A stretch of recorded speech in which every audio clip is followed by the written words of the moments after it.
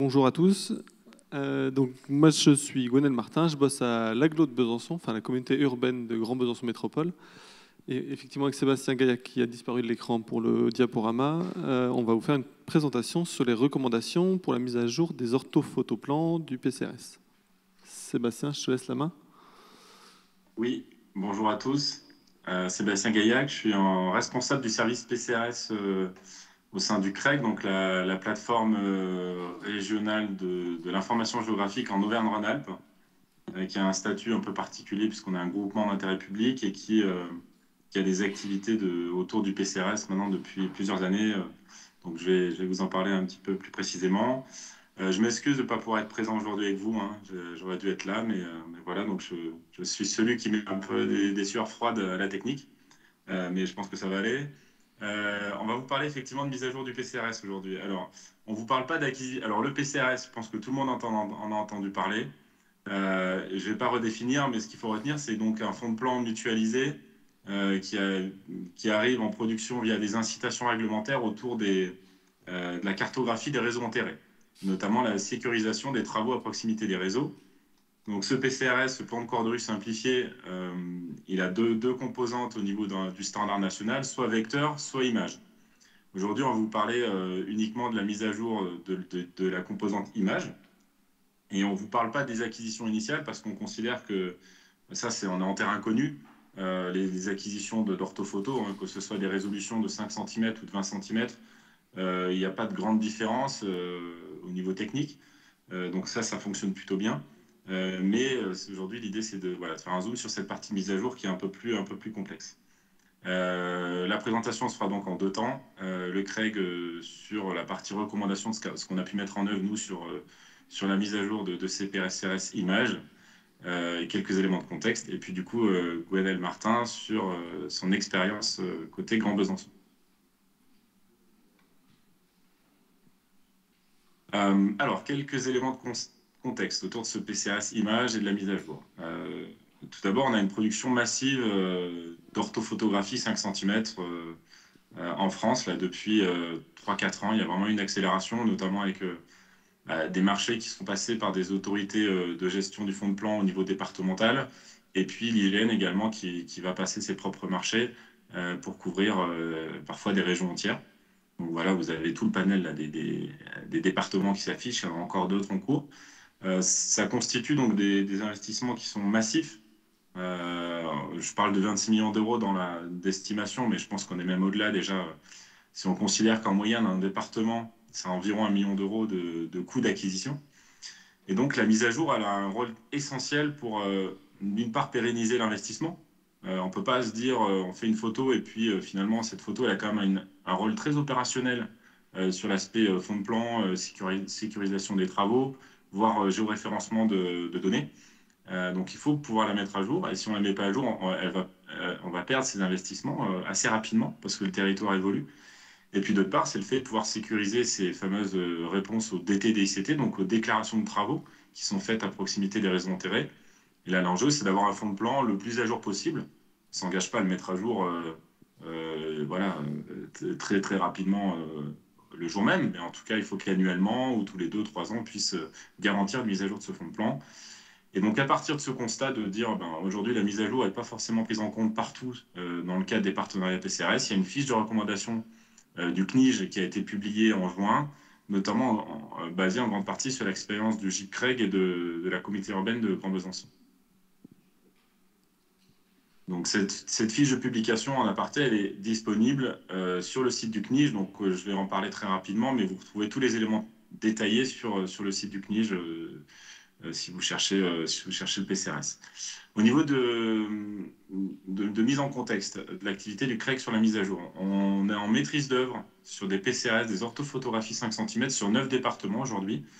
Vous avez le logo CREG, c'est là où on est autorité de gestion, donc on est l'autorité publique qui gère, qui est reconnue officiellement pour gérer le fonds de plan. On a aussi les syndicats d'énergie qui font appel au CREG, mais qui sont les autorités de gestion sur les territoires, par exemple de l'Isère, de la Savoie, pas de la Savoie, de l'Ain, pardon, ou du Rhône.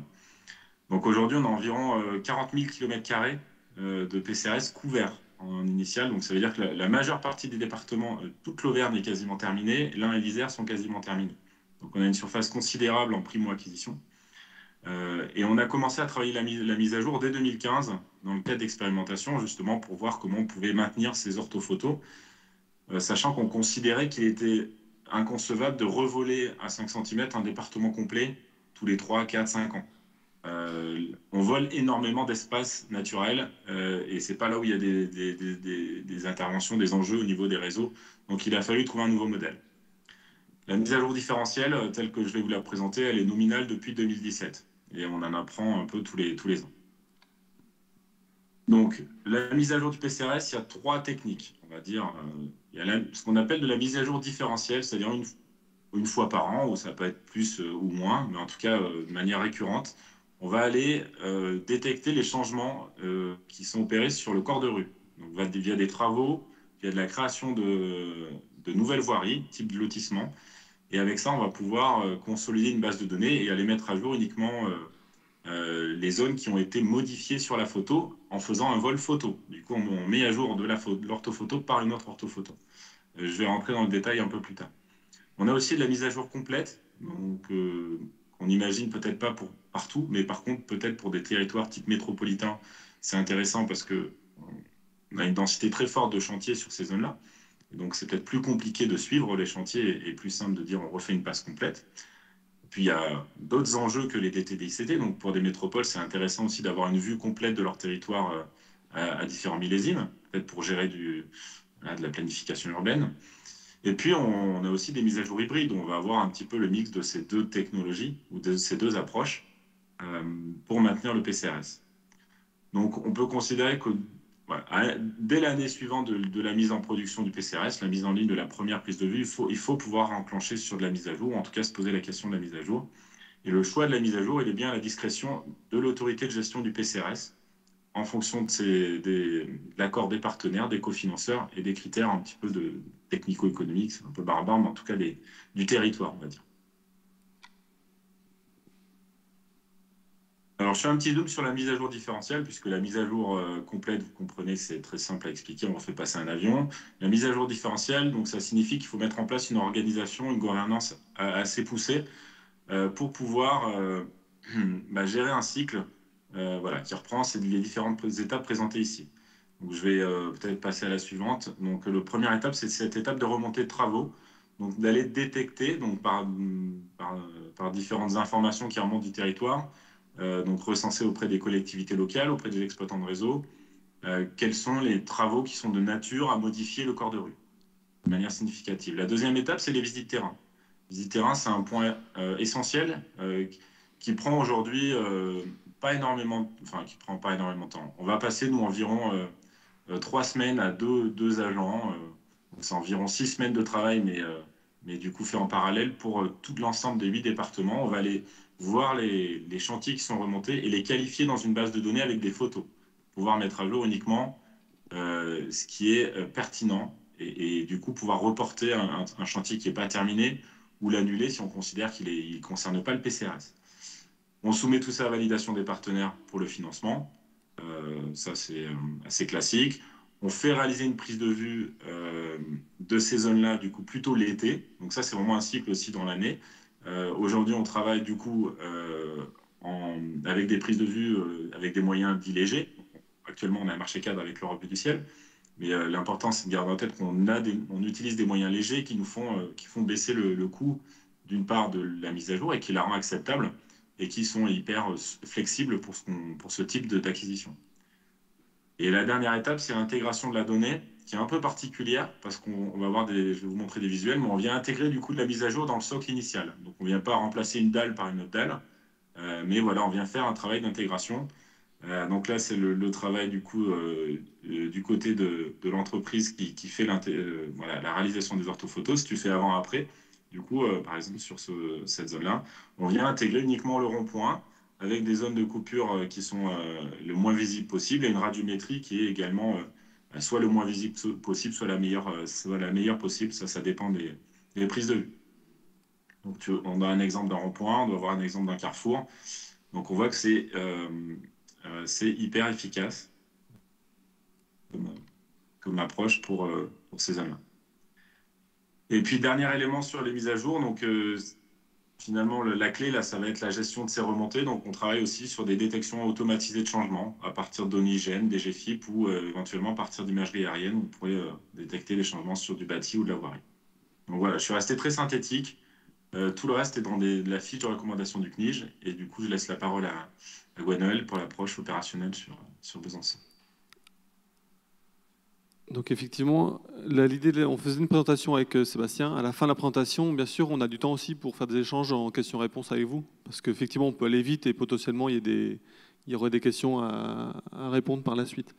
Sur le Grand Besançon, effectivement, nous, on a fait aussi un choix d'un PCRS raster pour des critères essentiellement économiques, avec une difficulté chez nous d'avoir des remontées, de modifications, et donc du coup de tenir à jour un PCRS vecteur, parce que très complexe, là, en 2 ans de travail, on s'aperçoit que malheureusement, on n'a encore pas toutes les remontées de nos aménageurs du territoire.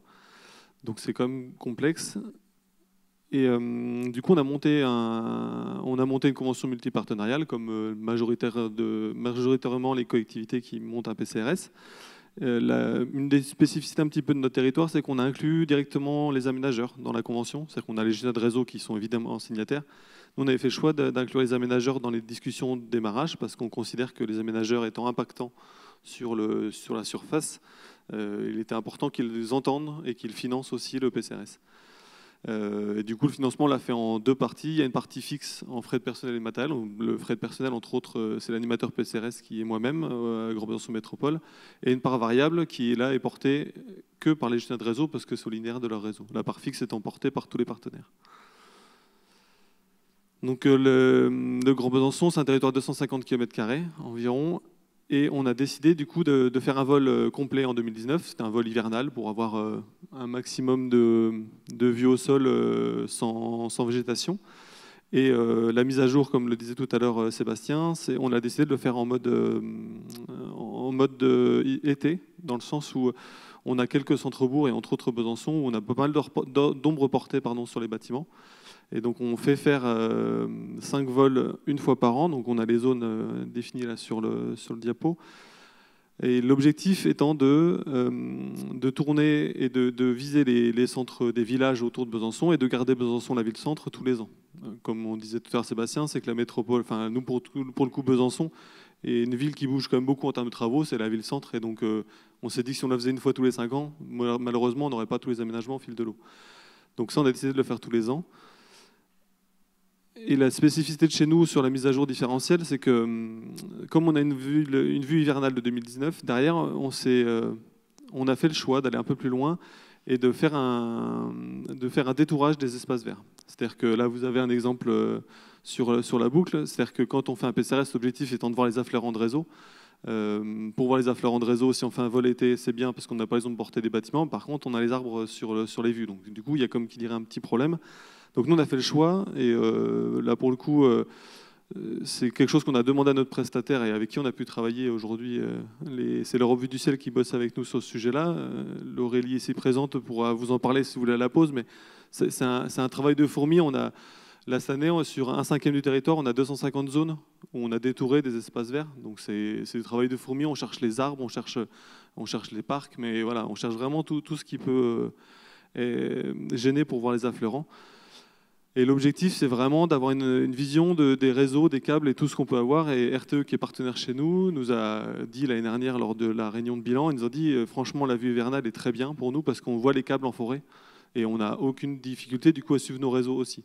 Donc là, c'est RTE qui nous a fait ce retour-là, mais nos collègues internes sont avares de nous dire que ça leur plaît, mais comme ils s'en servent tous, on considère que c'est que ça doit bien fonctionner, quoi. Comme on a une vue à 5 cm, ça nous permet de zoomer excessivement. Et le fait d'avoir des vues estivales vraiment sur les centres-bourgs limite excessivement les ombres portées. C'est une des discussions, mais on aura tout à l'heure certainement sur la table ronde du PCRS aussi. C'est une des discussions qu'on a souvent avec les gestionnaires de réseaux nationaux qui nous disent PCRS raster c'est bien, mais l'ombre portée, comment vous la traitez, comment vous traitez la non-vue des affleurants sur le territoire. Aujourd'hui, avec des solutions telles quelles et l'informatique aidant, on est capable aujourd'hui d'avoir des résultats franchement intéressants et très très utilisables techniquement, quoi. derrière, la vue estivale nous sert aussi dans les collectivités. On a des services techniques, bien entendu, qui ont besoin des orthophotos pour le PCRS, mais l'orthophoto est aussi intéressante pour la communication derrière. Donc nous, nos collègues de la com ou du SIG nous demandent aussi d'avoir l'orthophoto non détourée, du coup pas PCRS, mais qui sert à d'autres usages. Donc, du coup, on a aussi mutualisé les coûts parce que du coup, on s'aperçoit que l'orthophoto sert à d'autres usages que le PCRS. Donc, moi, j'ai fini la présentation. C'était aussi très court parce qu'on considère que les exemples sont assez parlants. Et on est avec Sébastien, que je vais remettre à l'écran. Hop. Dès que je retrouve ma souris. Hop.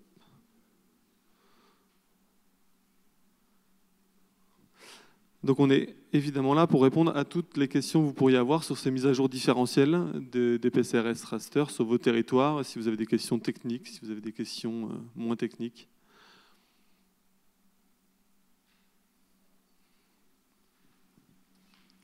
Oui, bonjour, Serge Humbert de la métropole européenne de Lille. Moi j'ai une question sur la partie mise à jour, sachant qu'au départ vous avez un jour de patchwork, hein, c'est-à-dire qu'il y a des zones par-ci par-là. Et comme le territoire, enfin en tout cas je prends pour la partie région, c'est quand même relativement étendu.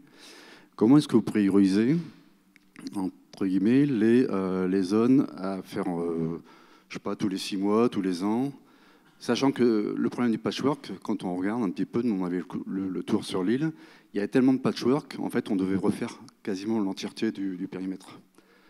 Donc du coup, je pense qu'il faut prioriser du coup là-dessus. Sébastien, sur la taille régionale, peut-être qu'il peut répondre. Alors nous, on n'a pas une densité qui fait qu'aujourd'hui, on est beaucoup de zones avec une accumulation de patchwork qui fait que c'est plus exploitable, hormis sur les villes centres des agglos. Et du coup, sur les villes centres des agglos, ce qu'on fait, c'est qu'on refait une passe avec le même vecteur aérien généralement tous les 3 ans.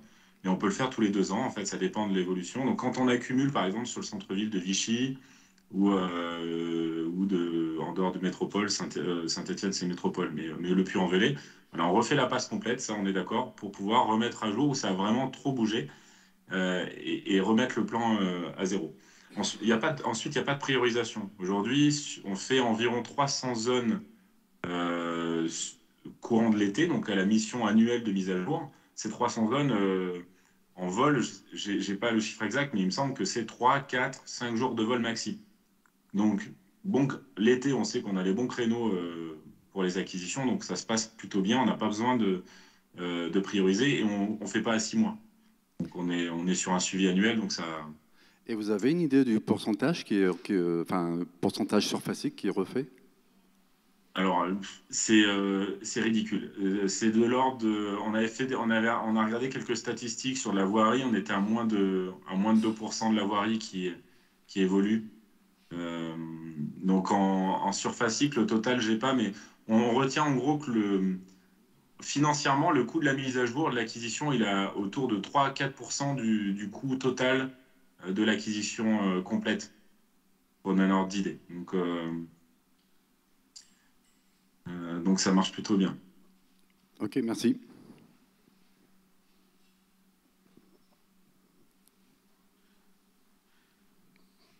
Il y a une question.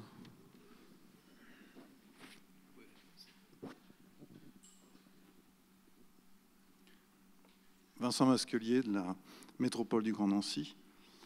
Je voulais poser la question par rapport à la diffusion de l'orthophoto. Quand il y a plusieurs patchs, comment vous transmettez l'information des divers millésimes et des patchs pour les utilisateurs de l'orthophoto quand il y a plusieurs passages, en fait, plusieurs mises à jour? Par exemple, il y a l'orthophoto initiale, puis il y a des secteurs qui ont été mis à jour.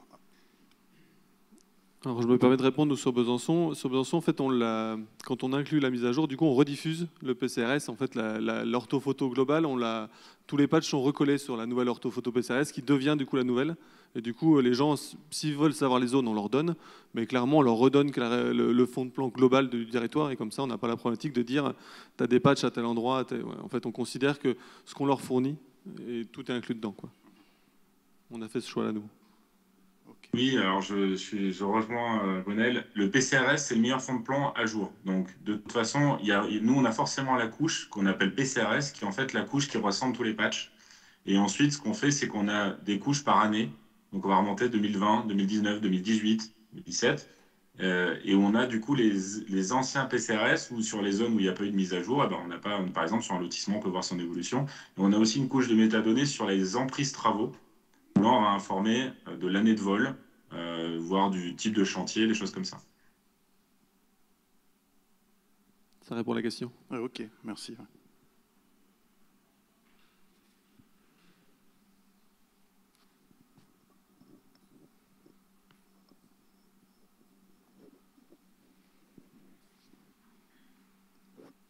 Bonjour, Isabelle Duim du Grand Reims.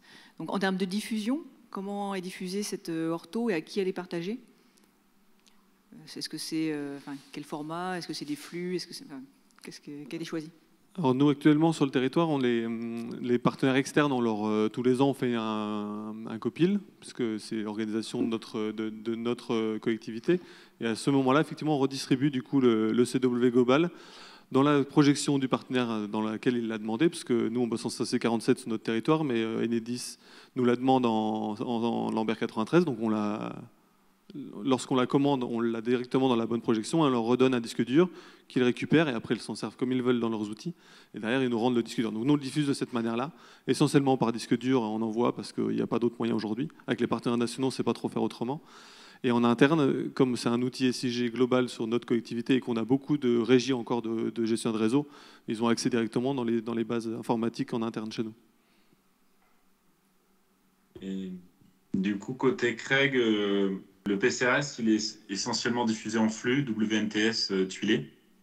Donc là, on a un flux en fait sur toute la région qui ensuite qui peut être proxifié géographiquement suivant les droits des territoires. Donc un opérateur qui est sur plusieurs départements va avoir un seul compte pour avoir l'ensemble de sa zone où il est financeur du PCRS. Et ensuite, les orthophotos brutes sont évidemment diffusées aux collectivités partenaires qui ont des besoins aussi d'intégration, parfois de données en local, pour pouvoir travailler en dehors de connexions flux. Mais bon, on va dire que le flux, c'est quand même la référence, parce qu'en fait, on ne se pose pas aussi la question de la mise à jour.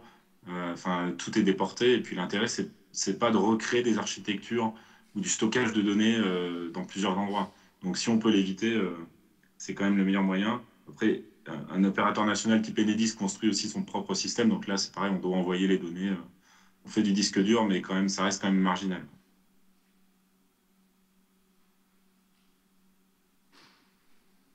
Bon, je ne parle pas des systèmes de cache, mais on a des systèmes aussi qui permettent de visualiser rapidement la donnée. Hein. On s'est posé la question. L'idée, c'est que ça soit moins d'une demi-seconde pour pouvoir afficher le PCRS. Et donc, ça demande aussi, côté informatique, toute une gestion pour ne pas faire exploser les volumes de données tout en étant efficace, quoi. Donc, on a des caches qui sont adaptés suivant les zones rurales et les zones urbaines.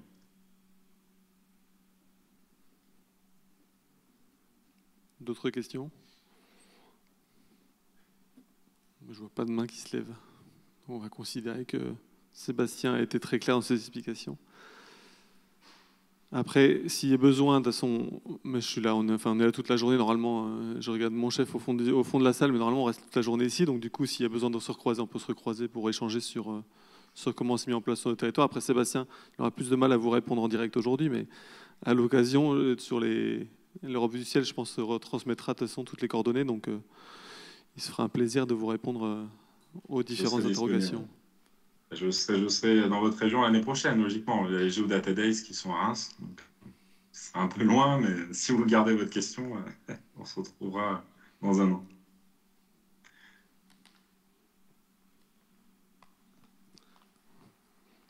Mais, du coup, on va clore ce premier moment, parce que sinon... Et on va passer à... Merci Sébastien. Bonne journée à tout le monde. Bonne session.